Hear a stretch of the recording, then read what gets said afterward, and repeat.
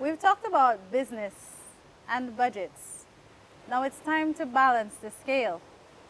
Balance is an important part of life. Some of us, we work 24/7, we lose sleep, we run our business, we take care of our families, and we forget to focus on ourselves. In this episode, we will share how we all balance the scale when it comes to being an entrepreneur in Dominica. As the head of your household, you are faced with added pressure to provide or set goals and systems to maintain your dependence. As a young man, how do you work on your mental health? And what advice can you give young men who face the pressures and demands of society? So, specific to mental health, I would recommend a few things, a few habits that I myself have tried to emulate. I'm not going to say I'm always on point with it, but the aim is not to always be on point with it. The aim is for you to do them, and when you do remember to do them, have the discipline to do it even when you don't feel like it, Very right? true. Very Um, true. Even if it doesn't always seem like it, I do exercise, right? I try my best to at least put in 20 to 45 minutes of activity that gets my blood going. I track my steps on a day-to-day basis, and my goal every day is 15,000 steps. Usually I get to about 10,000, right? And I'm trying to find ways, or I try to find ways every day within my daily activities to get up and walk more, right? Instead of calling across the office, I'll get up and I'll walk to go speak to someone. Exercise really changes a lot in your mind, right? With regards to dopamine, with regards to all of your um, your your levels of the different chemicals that play a part in your mental health. Exercise is a massive part. And then there's the stillness that you want to achieve. And I recommend that you meditate. If you don't meditate, pray, right? But spend some time in quiet, by yourself, listening to yourself, listening to what's going on inside of you. I put in maybe 5 to 15 minutes of meditation on a day-to-day basis. I try my best to make that happen. If I forget in the morning, I'm doing it before lunch. Sometimes I do it before I leave the office. Just turn my lights off in my little area and just close my eyes and sit there for 5 minutes, right? And just wait and just listen to yourself. I had a conversation with my wife about what it was that money meant to her. And it wasn't a conversation we had ever had before. And she said, for me, money means security. And that's not what money means to me, right? Oh. Money means opportunity to me, right? Like I said, I started a business with no money. If I had money, I would definitely try to make it a bigger thing. So every time I got money, I was looking for opportunities, ways to use it to make my life better, to use it to make more money. And in her situation, when she saw money come in, she was thinking, okay, well, we don't have to chase that money, Yeah. right? So her aim was to protect it. And having that conversation and recognizing what it was that we were trying to do with money, which is very different, gave me an opportunity to then have the conversation with her. Okay, how much money do you need to be secure, to feel secure, right? And she rattled off the number. And I'm like, all right, cool. Let's see if we can do that. Let's see if we can put that in the emergency fund, right? And once I started focusing on that and trying to shore up that, everything else, all of my other ambitions with money, all of my other opportunities that I wanted to take with money was okay because I'd taken care of her situation. It's those kind of conversations that we have to have. Sometimes we have to have those conversations with ourselves, right? What does money mean to you? Yeah. What is money for you? And how can you best use it to achieve the goals that you want while protecting yourself? And I'm happy you mentioned that because on the Finance Focus website, you can take the 2-minute money quiz to determine what your money personality is. So Elias, just to conclude your point, what advice would you give to the young men who may be facing pressures in society? So I'd say, number one, you have to take responsibility, right? Everything that happens to you and everything that you do controls what your outcomes are going to be. Your outcomes are entirely in your hands, and if you believe that and you accept that and you take that on, I think that's kind of where it begins for you in terms of transforming your financial situation. I think next you have to have an insatiable appetite for information, right? The things that you don't know, you find a way to know. All skills are learnable, right? Everything that's happening here, all of our conversations here. She said she went to YouTube to know how to make turmeric, right? Turmeric that we've had in Dominica And it still for did not forever. teach me what to do.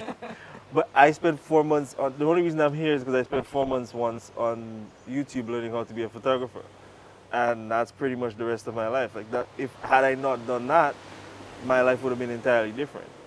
All skills are learnable. So if you want to learn how to do something, if you want to figure out how to do something, find a way Yeah. to learn it. Information is pretty much free All right. at this point.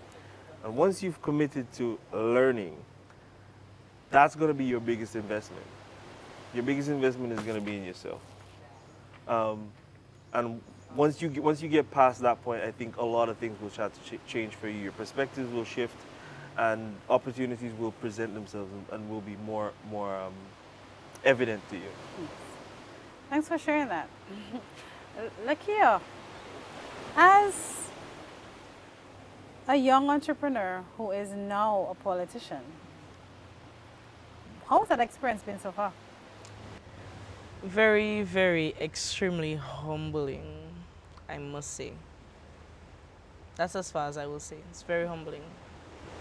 What advice can you give the youth, young people, when it comes to pursuing their careers, but at the same time achieving their goals, pursuing their goals?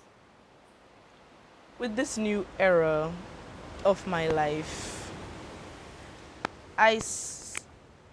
although I did not envision being a politician or being in government, I always knew that I had it in me, and everybody else knew that I had it in me.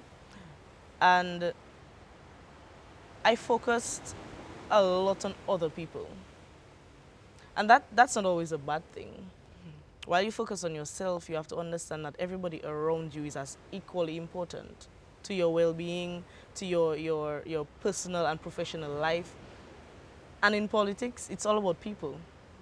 So if I did not focus on the people who actually makes my career what it is, from way back to 2015 when I started my non-profit organization, Golden Opportunities, I focused on all of the children that were around me.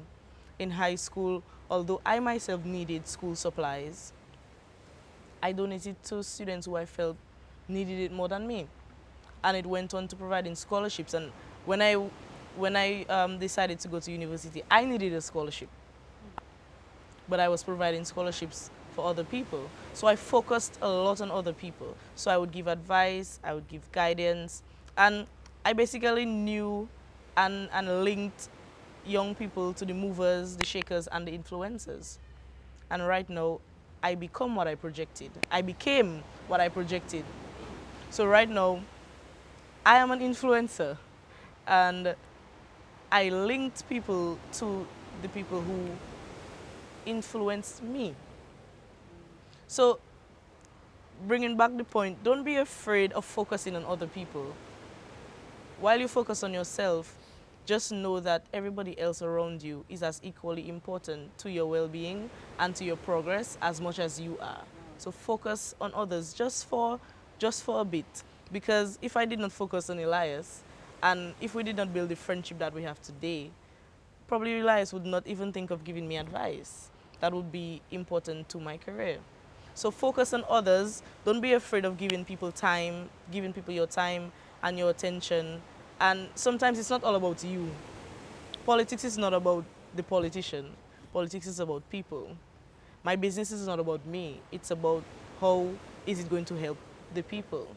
You know, or is it going to help the person who picks up my product that has eczema or they have dry scalp or the skin is in a mess? It's not about me. So essentially you're saying in order to balance the scale, we don't only have to focus on ourselves. We have to focus On others. others, everyone that's around us that we impact and that can impact us. Yeah.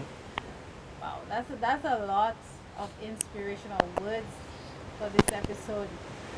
In closing, what can you all share with us you have an opportunity now to share your plans for 2023. We spoke a little bit about the budgets, the business, and the balance. Let us know, what are your plans? I'll just say that there are some people who, and even some people who are very close to you, will try to stamp you down. They will mock your dreams and aspirations, and they will challenge your personality and your character. But my advice is, don't let that happen.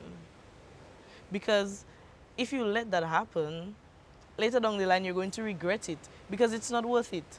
If you let your family members or your friends tell you that you're too young, or you don't have the money, or you don't have the experience, you don't have the education to do what you actually want to do, and 5, 10 years down the line, you're saying, boy, if I had just taken that leap of faith, or if I had just done what my mind told me, or if I had just not listened to the naysayers and the negativity, I would have been further in life. And it happens all the time. So my goal is, don't worry about these people, and just let whatever has to happen and manifest be. Awesome. Yeah. Elias? Three things that are part of my goals for 2023. First of all, be even more conscious of the things that I can control and the things that I can't control. Things that you can control are typically your opinions, your feelings, your thoughts, and how it is that you react to the things that happen around you. And speaking of the things that happen, one of my favorite philosophies is amor fati. That means loving your fate. Taking the things that happen around you and turning them into lessons that you can learn and that you can keep adding to your life. And finally, one that is very, that resonates with me very, very closely is memento mori, which means that remember that you will die. And what I mean by that is ensure that you're living every moment and living every minute to the fullest and to the best of your ability. I'm working on my discipline this year. I'm working on, being happier and enjoying life to ensure that if it is that something bad were to happen, I'm not living with regret. I'm actually focusing on more balance, spiritually, physically. I started Zumba. I'm, I'm hoping to balance the scale a little bit more. It's not only all about work. We'll be launching a few new products, and we look forward in 2023 to sharing more educational content with our listeners. This brings us to the end of our episodes. Thank you to our guests for sharing their words of inspiration, their stories, more about their lifestyles, their goals, and their dreams. And we look forward to hearing more about your plans in 2023. Happy to do it. Thank you. Thank you to our listeners, our supporters, our subscribers. Follow Finance Focus on all our social media pages, and we look forward to sharing more free financial content with you for 2023. Have a blessed year.